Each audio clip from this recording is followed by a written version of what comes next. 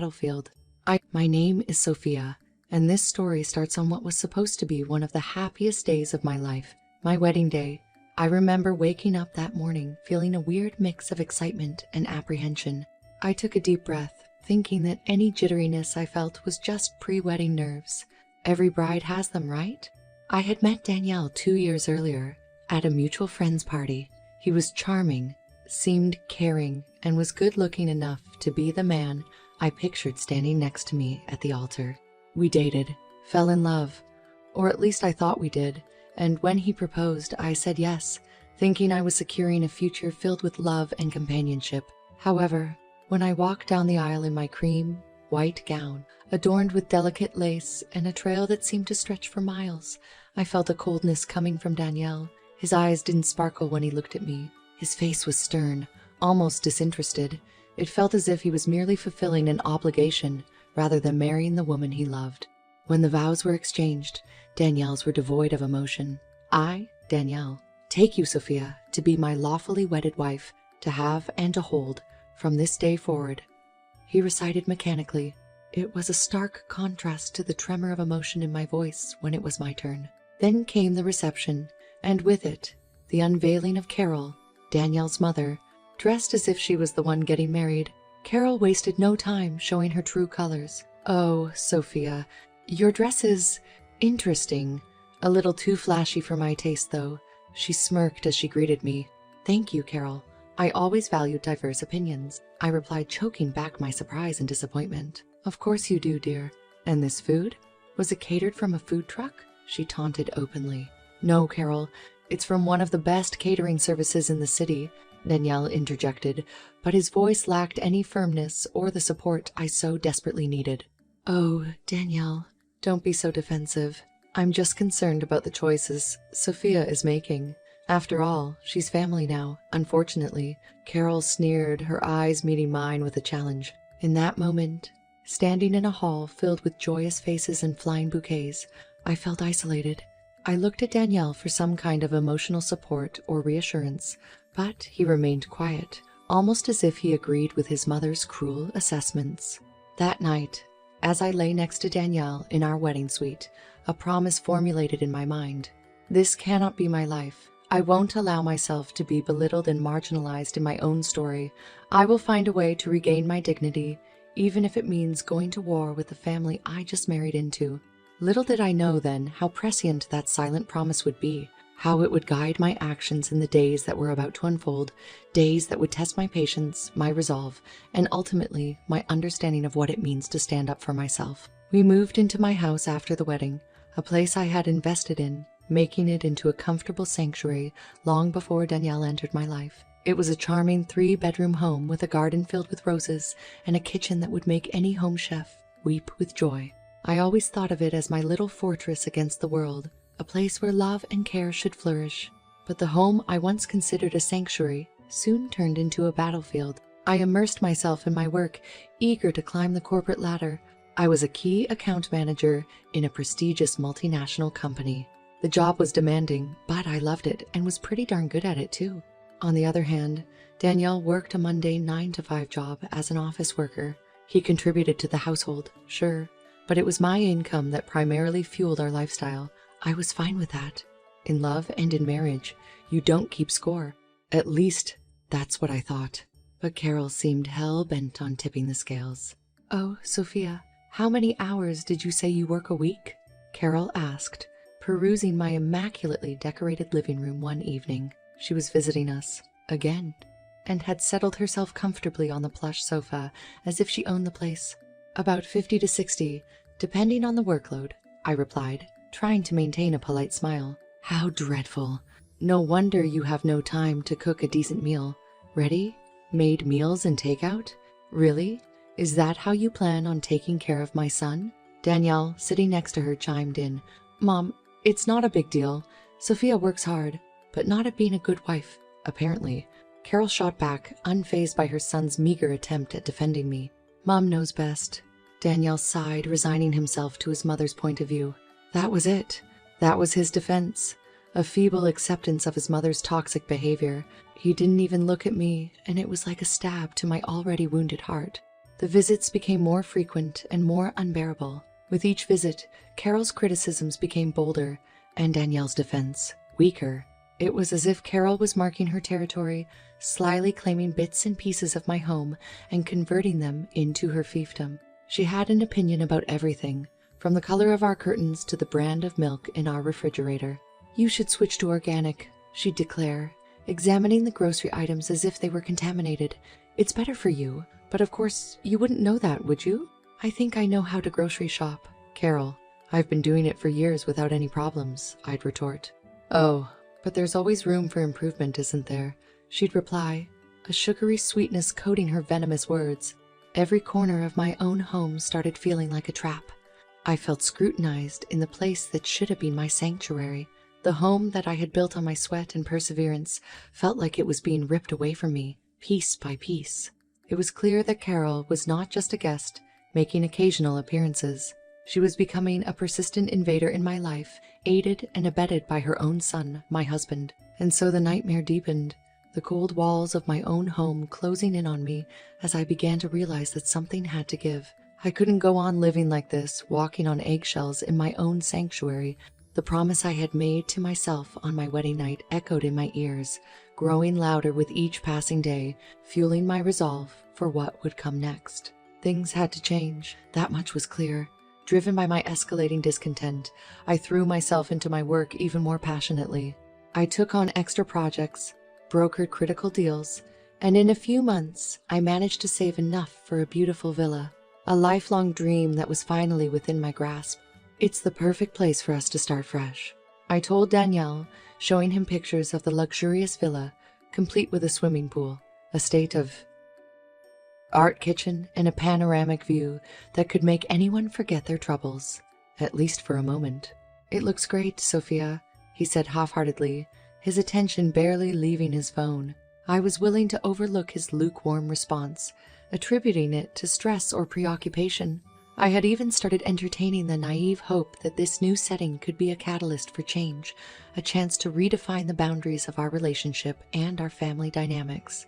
The villa became my new project, a representation of the better life I was determined to create. We moved in, and for a few weeks, life seemed idyllic.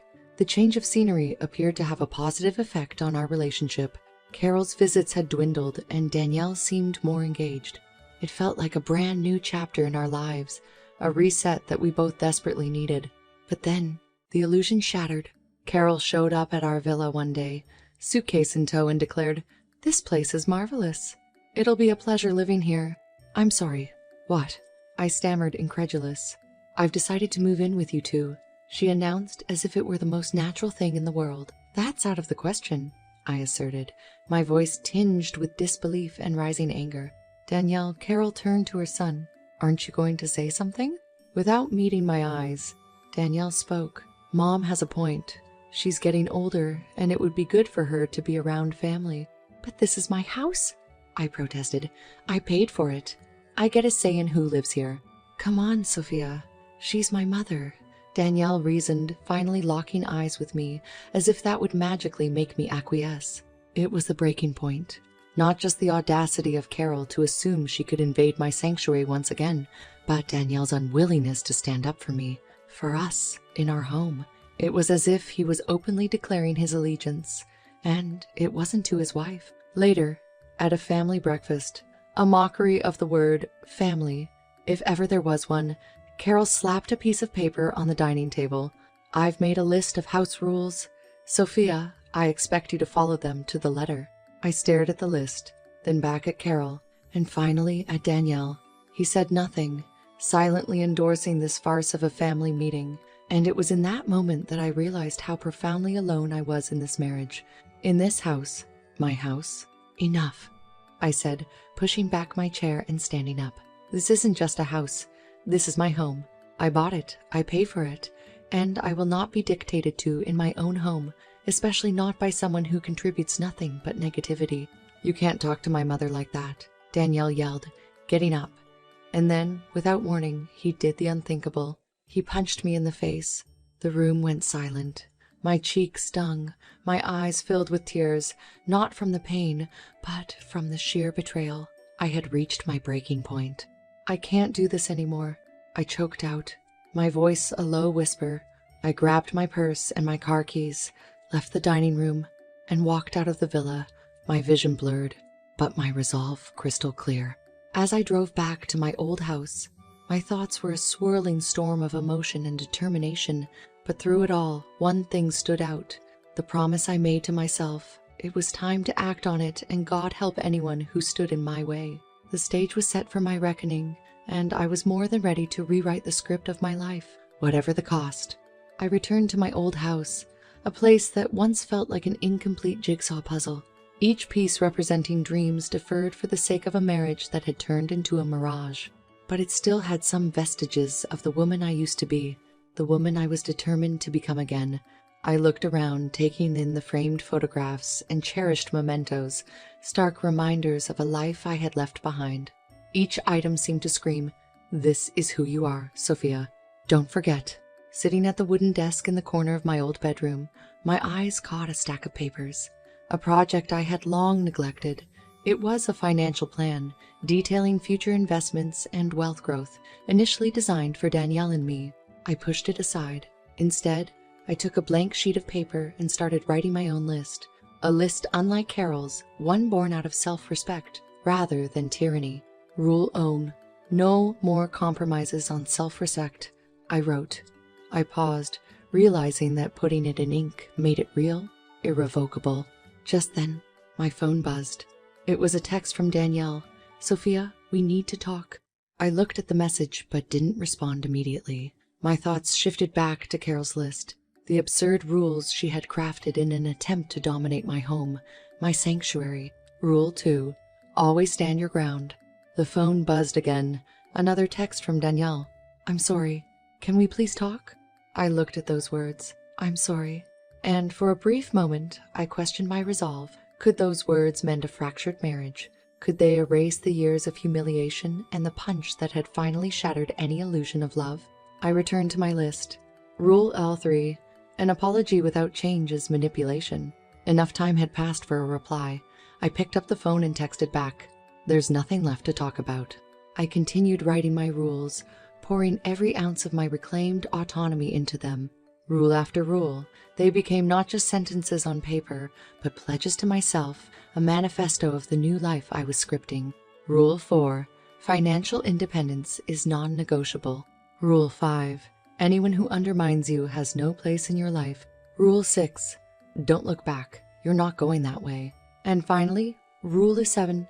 Never let anyone define who you are. I put the pen down, leaning back in my chair, my eyes drawn to that pivotal Rule 7. Carol had tried to define me as a failure of a wife, as an extension of her son, as an intruder in my own home. Even Danielle had his definitions. Malleable Sophia, yielding Sophia, the Sophia who would eventually comply and fold. They were all wrong. The only definition that mattered was the one I gave myself. The Sophia who would no longer bow. The Sophia who had had enough. It was my life, my rules. With renewed clarity, I picked up my phone and dialed a number I had known all my life but hadn't dialed in ages. My father's.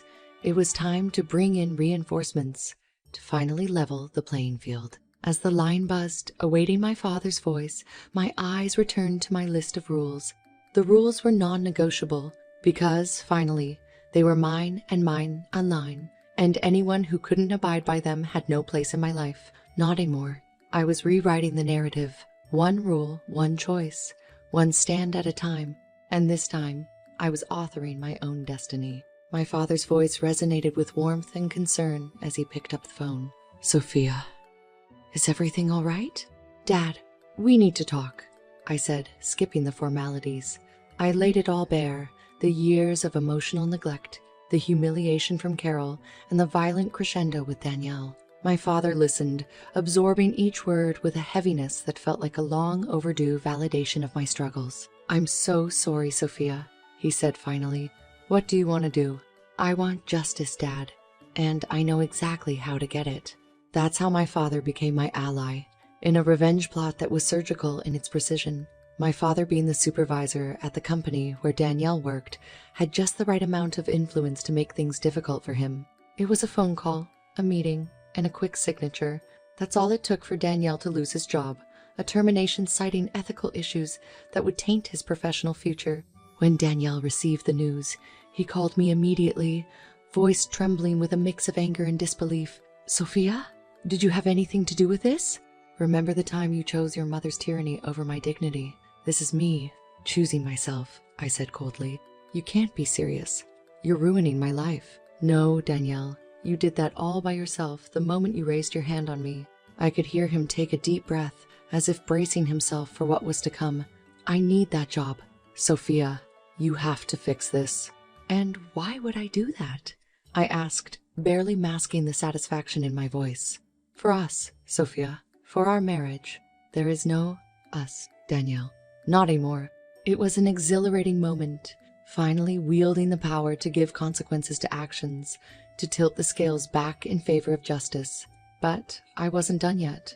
My next step was the villa, the symbol of my hard work, my aspirations, and a life that should have been but never was. I consulted my lawyers, had them draw up the divorce papers, and included the stipulation for the ownership of the villa to revert entirely to me.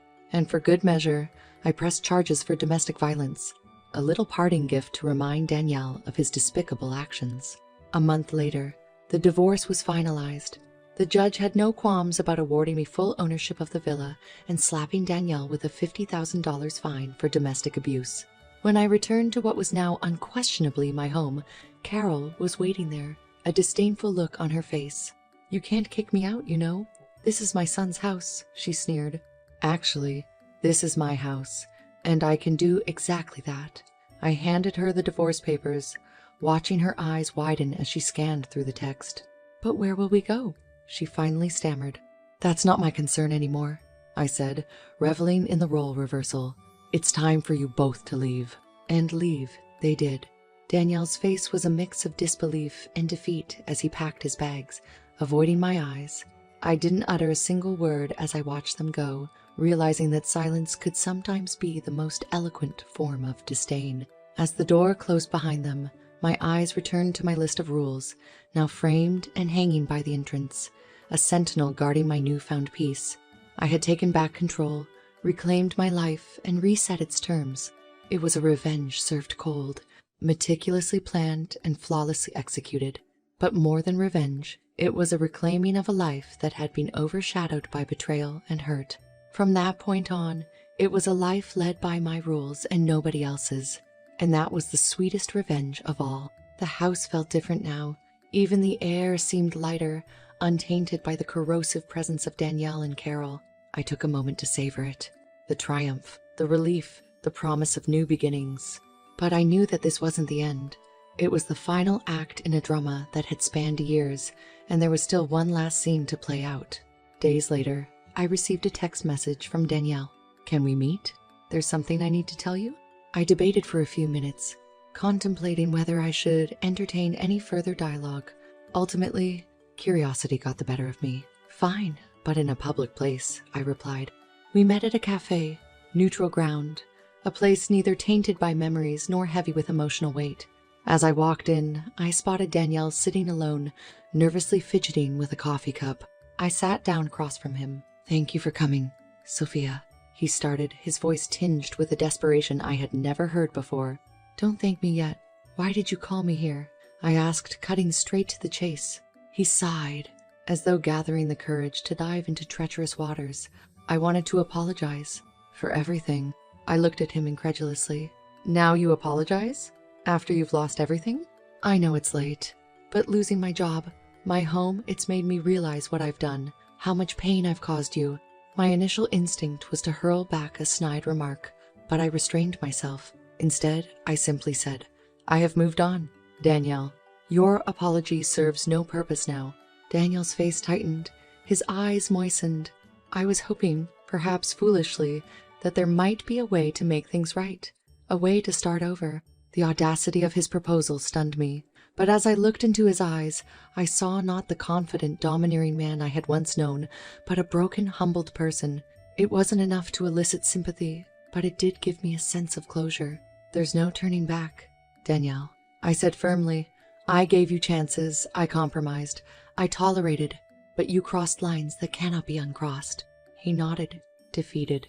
I just needed to hear it, to know for sure that it's over. "It's over," I confirmed. We sat there for a moment, the weight of finality settling over us. Eventually, Danielle rose from his seat. "Goodbye, Sophia." "Goodbye, Danielle," I responded, watching him walk away. It was the final act, the closing scene, the ultimate period at the end of a long, convoluted sentence. I returned to my car and sat in the driver's seat, feeling a mixture of emotions: relief, sorrow, but most importantly, freedom. I started the engine and drove back to my home, the place that was once a battlefield but was now, finally, a sanctuary. As I walked through the front door, my eyes fell upon the framed list of rules hanging on the wall. A smile spread across my face. From now on, my life would be governed by those rules, hard-earned lessons forged from years of struggle and a battle finally won. I had been many things in the past: compromising, forgiving, vulnerable. But now, above all, I was resilient. I had faced the tempest, weathered it, and emerged stronger than ever. I took out my phone and deleted Danielle's number, a small but meaningful gesture, severing the last remaining link to a past I was eager to leave behind.